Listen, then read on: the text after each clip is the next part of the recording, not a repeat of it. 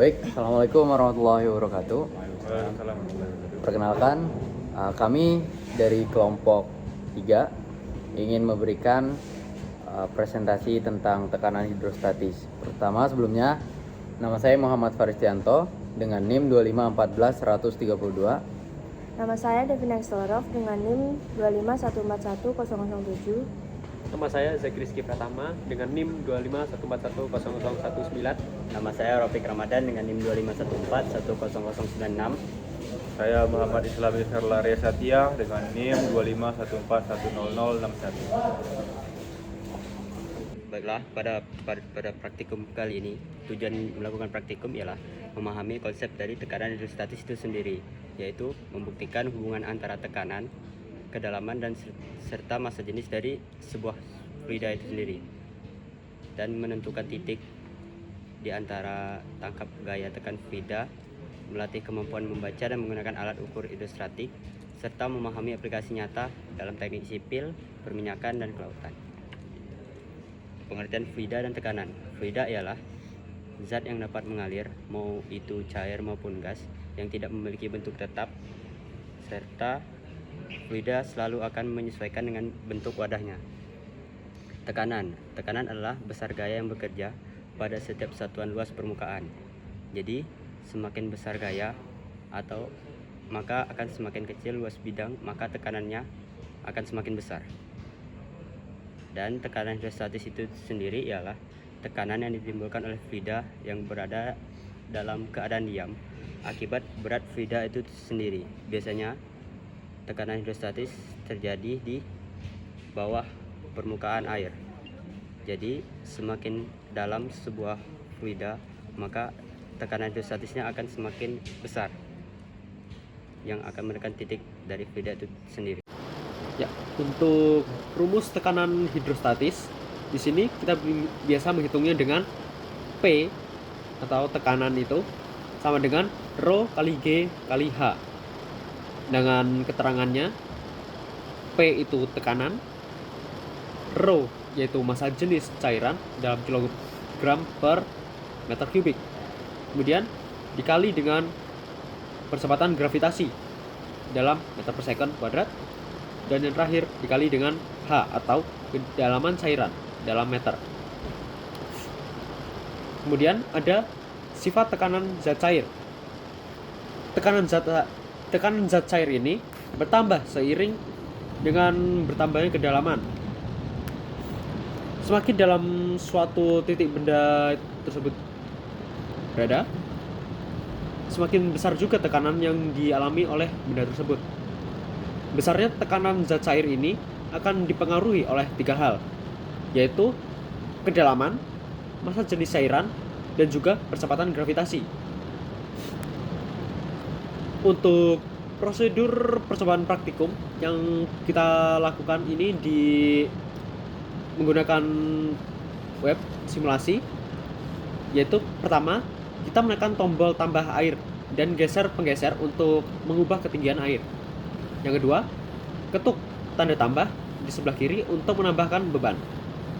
Yang ketiga, buat lengan menjadi horizontal, yaitu titik biru di tengah dengan menyesuaikan ketinggian air.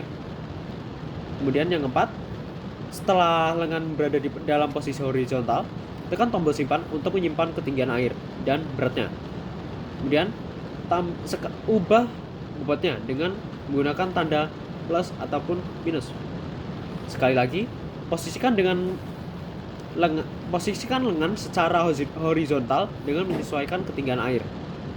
Tekan tombol simpan untuk menyimpan hasil pengukuran. Kemudian untuk akses ke tabel observasinya, kita klik tampilkan tabel observasi. Dan kalau kalian ingin ekspor ke Excel, kalian klik tombol ekspor ke Excel untuk mengekspor tabel tersebut sebagai file Excel untuk perhitungan lebih lanjut. Selanjutnya yaitu ada alat dan bahan. Yang pertama, laptop digunakan untuk mengakses aplikasi atau web yang telah disiapkan pada saat praktikum dan digunakan sebagai media untuk membuat tabel pada Microsoft Excel. Yang kedua ada gawai. Jumlahnya ada 2 yang berfungsi untuk digunakan untuk menggantikan laptop jadi sebagai opsi kedua yang digunakan untuk mengakses Excel dan web aplikasi praktikum, serta juga kalkulator. Yang ketiga ada buku atau kertas HVS, digunakan untuk finalisasi hasil yang sudah benar dan siap untuk dikumpulkan. Untuk menulis tabel, kita membagi tugas dan ditulis pada kertas masing-masing. Kemudian jika sudah, kita satukan satu PDF. Yang keempat ada alat tulis, yang berfungsi digunakan untuk menulis, menghapus, menggaris ke media tulis buku. Yang kelima ada jaringan internet, yang berfungsi untuk jaringan sangat berpengaruh terhadap web praktikum, susah jika tidak memiliki jaringan. Kemudian ada raw data table yang terendam sebagian nomor 1, 2, 3, dan 4 dengan rata-rata. Yang nomor 1 0,0418, yang kedua 0,0604, yang ketiga 0,0772, dan yang keempat 0,0934.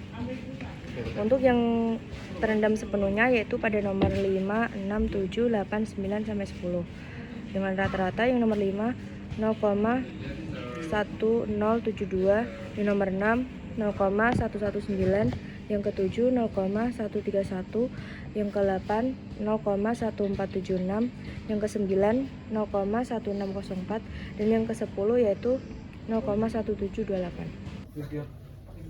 Baik, selanjutnya kita masuk ke pengolahan data, di mana untuk menghitung tekanan hidrostatiknya, di sini terdapat dua rumus. Yang dimana rumus pertama, jika si benda hanya terendam sebagian. Yang kedua, ketika benda terendam seutuhnya. Jadi yang pertama itu adalah F sama dengan 1/2 dikali Rho dikali G dikali B dan dikali D pangkat 2. Dimana rumus yang digunakan, rumus pertama ini hanya digunakan kepada 4 data pertama, yang dimana masanya itu 0,05 sampai 0,2. Karena kan mereka baru hanya terendam sebagian. Sedangkan rumus yang terendam seutuhnya yaitu Rho dikali G dikali B dikali D dalam kurung D dip dikurang D besar dibagi 2 tutup. Yang dimana itu digunakan untuk data ke-6 sampai data 10. Oke, yang pertama itu kita lihat data pertama menggunakan rumus hidrostatik terendam sebagian yaitu 1/2 dikali Rho yaitu Rho air 1000 dikali 9,8 dikali 0,075, B-nya udah diketahui, dan dikali dip atau terendam sebagian yaitu 0,0418 pangkat 2. Maka dihasilkan gaya hidrostatisnya itu 0,642 Newton. Nomor data kedua selanjutnya itu mendapatkan gaya 1,359. Sama, dan data ketiga hanya yang membedakan hanya dipnya itu 0,0772 pangkat 2 menghasilkan gaya 2,190 Newton. Yang keempat dengan kedalamannya 0,0934 pangkat 2 menghasilkan gaya 3,206 Newton. Di sini kita bisa mendapat kesimpulan bahwa semakin dalam dia semakin besar ya.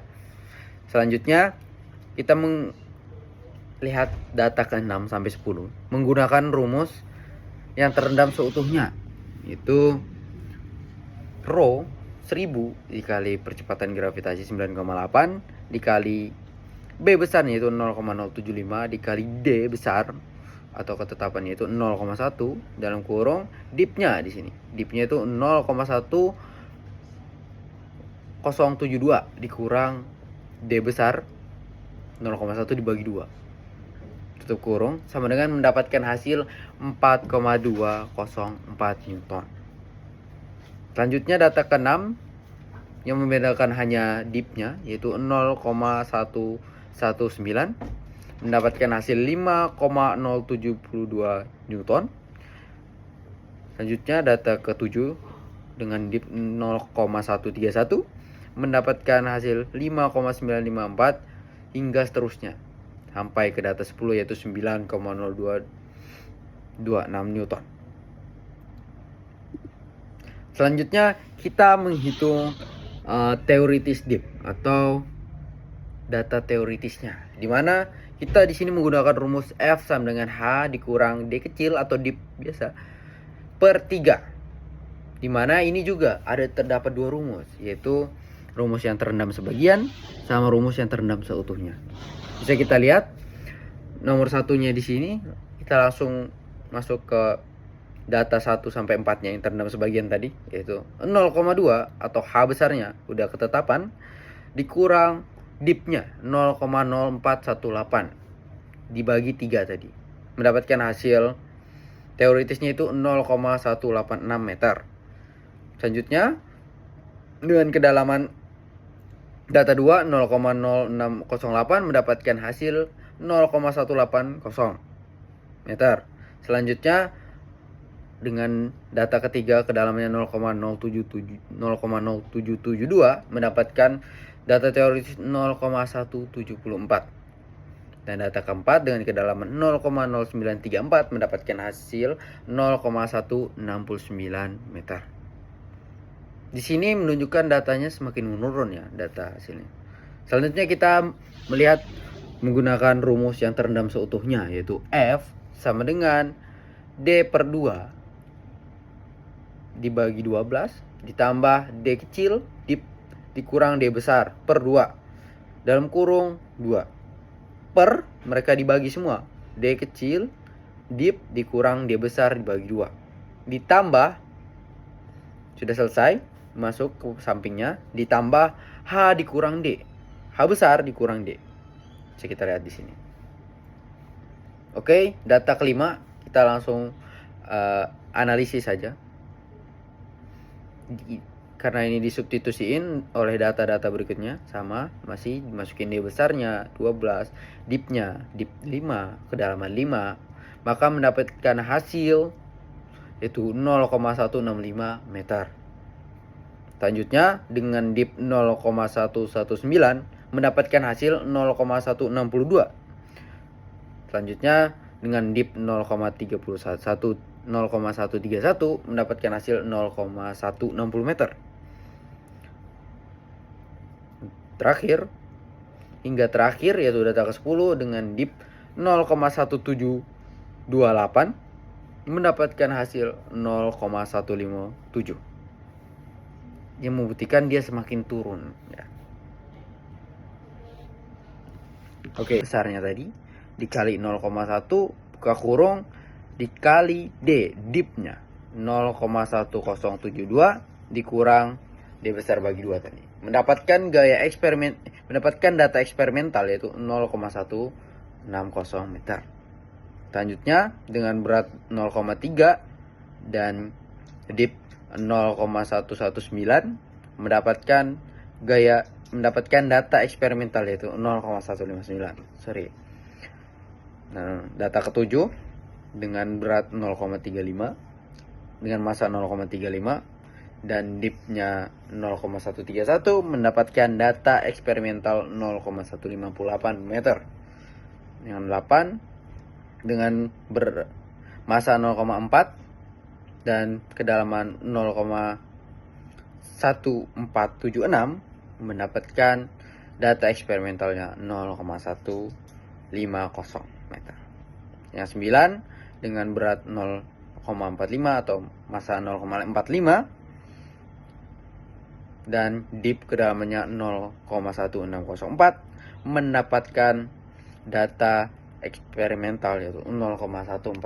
Yang terakhir yaitu nomor 10 dengan massa 0,5 yang paling besar dan dip atau kedalamannya 0,1728 yang dikurang oleh D besar bagi 2 mendapatkan hasil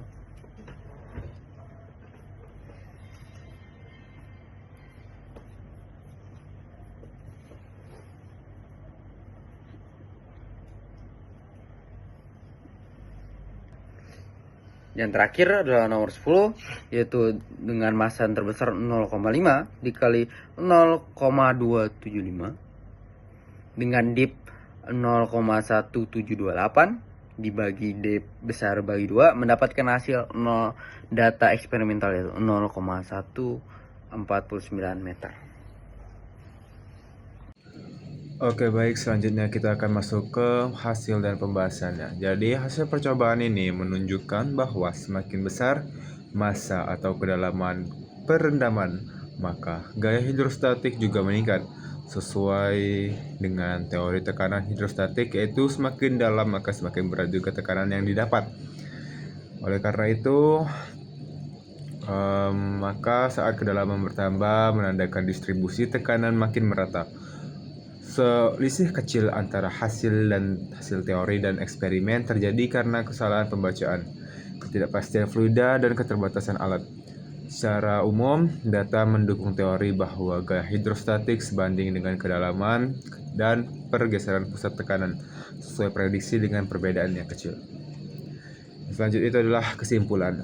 Kesimpulannya adalah percobaan menunjukkan bahwa gaya hidrostatik meningkat seiring bertambahnya kedalaman dan posisi pusat tekanan bergeser sesuai dengan teori.